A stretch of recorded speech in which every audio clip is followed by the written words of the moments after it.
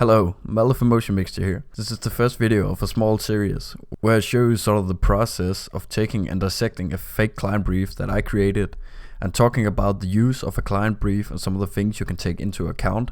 Break that down into some ideas and talk about idea development, and after that trying to build a compelling composition, and then talk about composition and some of the principles that go into hopefully creating a good composition, and after that creating a finished style frame. So I just sort of chose to only create a style frame, even though that wasn't really the client brief, but just to show the mood and to learn about the principles and to do more in less time, I guess. So this is the final result, and I want to take you through some of the process through these videos of I think there's gonna be 4, and I guess the whole idea of this is using the client brief so you can get something original that's more unique to something only you can create, so you don't just have to copy what I did, but actually take some of the principles in and put it into your own machine, your own head, and create something. I created it to train myself, but also so you can train your own mind to come up with ideas to solve a problem through storytelling. Okay, so finally, I'm not an expert, I'm here to learn and just to tell about some of my experience in the motion design and what I've learned, and hopefully somebody else can pick that up and learn something. That's just my hope. And I hope that you all take on this challenge, or somebody will take on this challenge, so you can more focus on a full project and not just a cool effect, because effects are super nice and valuable to learn. I think broader principles are even more valuable to learn. This is the first video. Let's roll the intro.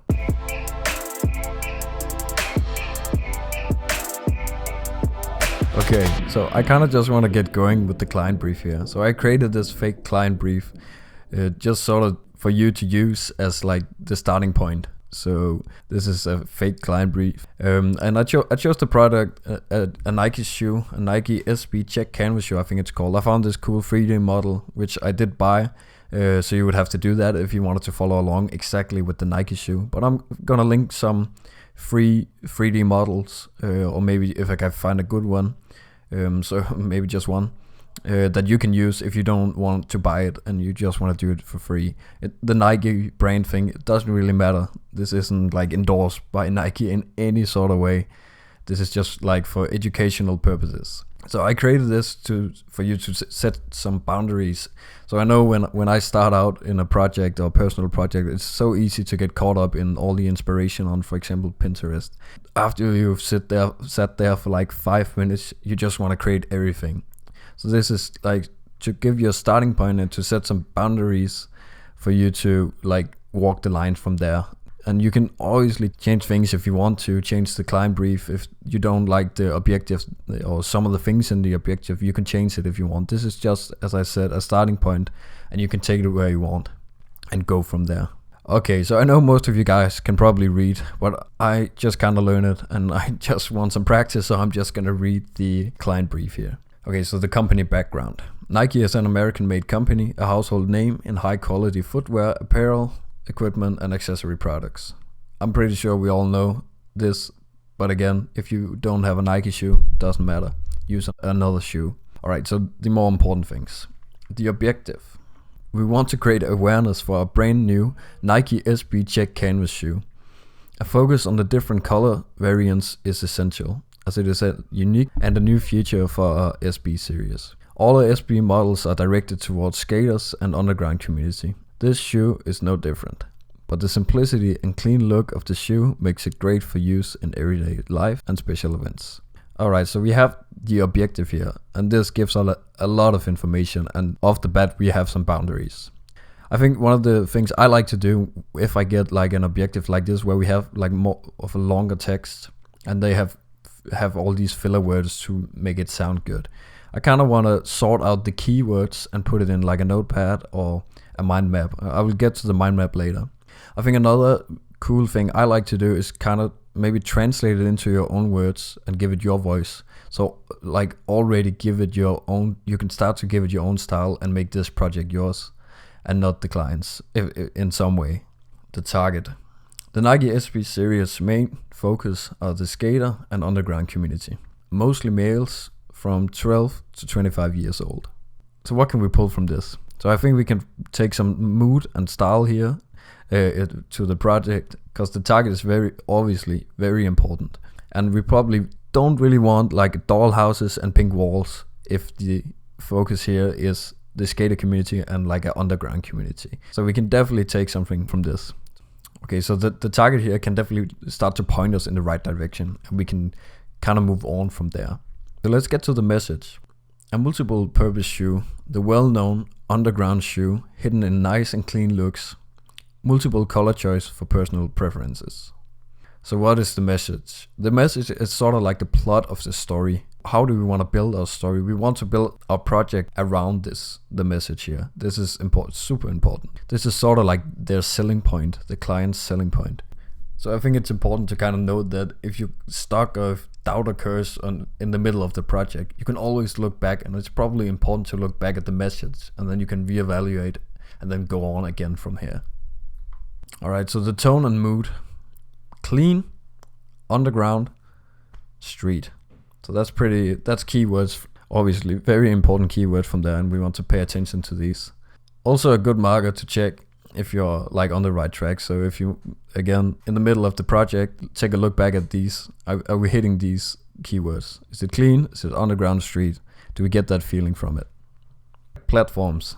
This is gonna run on social media, on monitors in stores, shorter ads for YouTube, Instagram, Facebook, etc. What can we pull from this?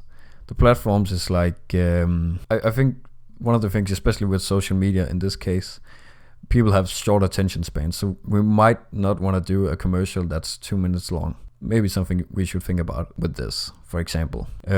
Is this gonna run on like just like a monitor in the, like at a window shop or something? Do we need to make it eye-catching so people actually look that way and turn their neck?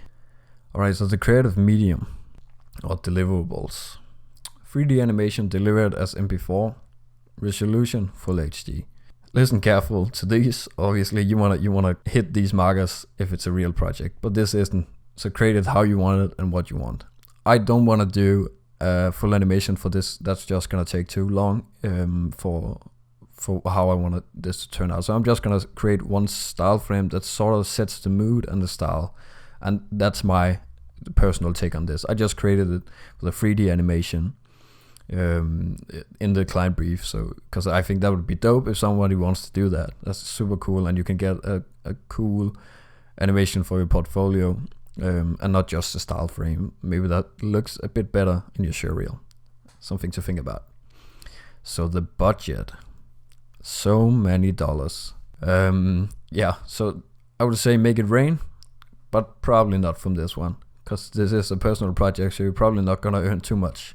But I will say, keep in mind, if this was a real project, I think it's a good practice already to think about some of your personal projects with an actual budget. So how much time to create this project? So how much money would that give you, or how much money do the client have, so you can set the time for the project, if that makes sense.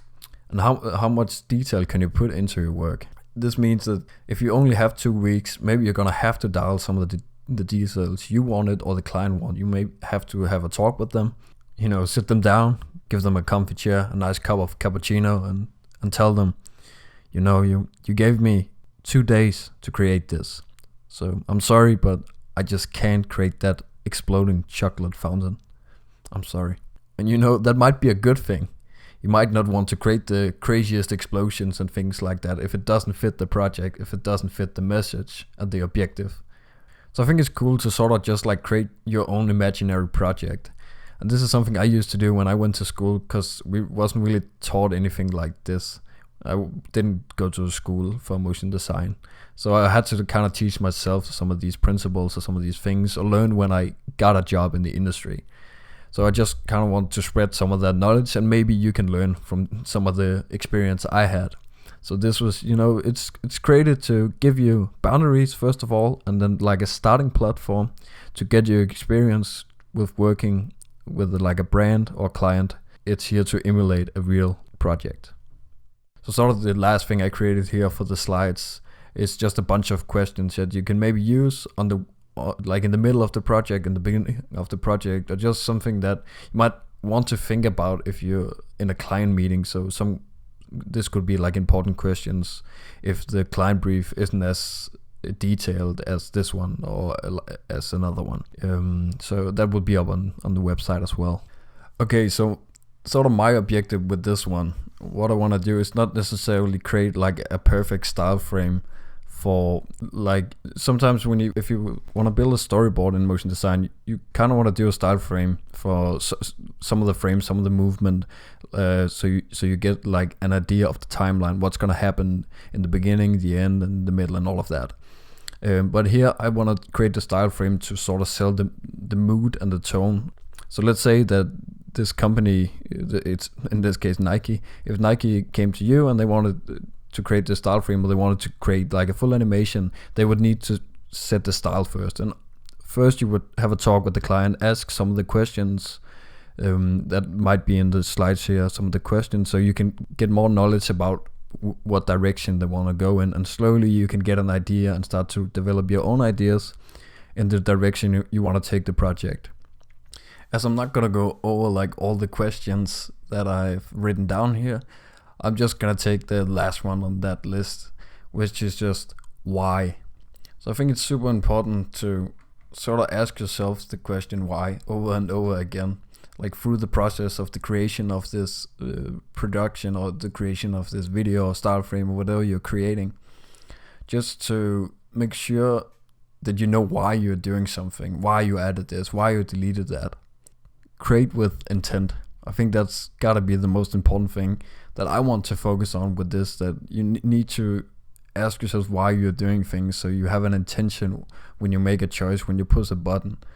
So you don't just throw things in a scene or throw different lights or colors in that doesn't really match the objective from the client.